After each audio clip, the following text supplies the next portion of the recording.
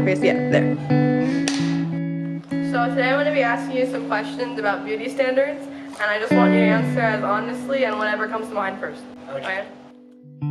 I think society finds beauty in thin, light-skinned, colored people, if I can say that.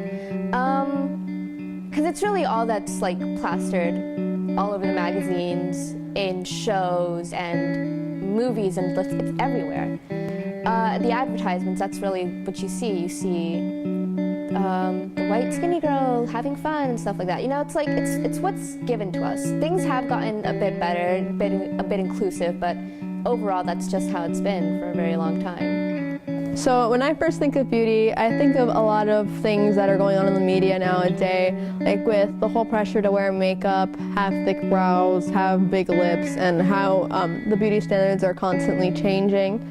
How things like Instagram have made us think that a more filtered version of beauty is what we need, and how beauty has become really synthetic and not as natural as it has in the past.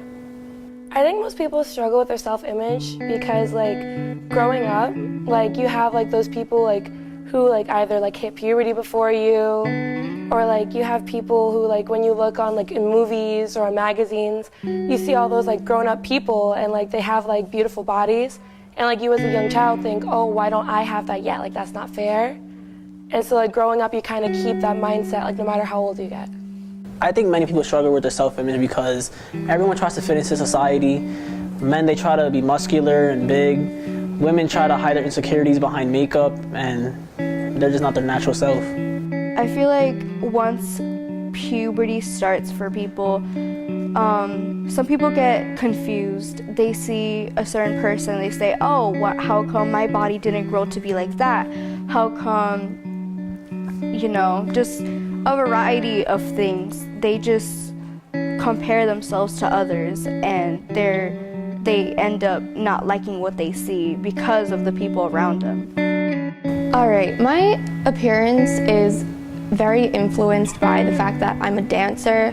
As a dancer, and like a ballerina specifically, they expect you to adhere to a certain, you have to sit up straight, you have to be a stick, like you have to just adhere to that mold. I have had dance teachers tell girls that they need to lose weight. It's like an extremely stressful like sport or art really, just because of their appearance. Oh goodness, okay. So currently there's really high standards for anyone, man, woman, non-binary, anybody at this moment in time. And it's like there's this big thing with men, and they have to be they have to like display themselves as being like hyper masculine, and hyper masculinity is pretty toxic, so you can see the problem. And then you have women, and they're supposed to either be over sexualized, or you see Instagram models and the Instagram makeup models, and then you go on Tumblr and then you see like the aesthetic blogs with like the skinny white girls with their legs crossed with some tea. Like that's all that you see, and that's expected of us because it's all that we see. I think that what influences my appearance mostly has to do with my cultural background and my religious background.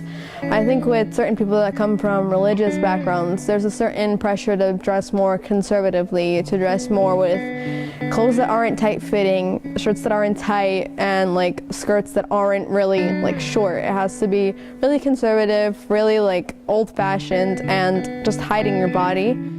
People who look unrealistic, if that makes sense. Like those super hot models that are just really tall and really skinny, that's just unrealistic for a normal person. Or as male models like hard abs and just really buff, which is also unrealistic. I think the beauty standards portrayed by the media are very unrealistic because normal people cannot achieve those body types.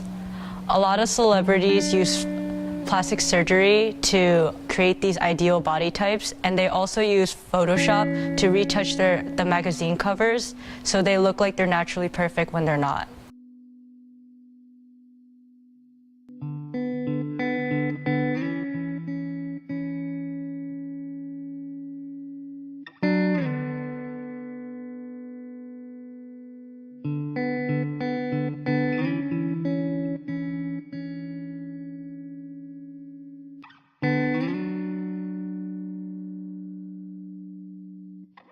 you.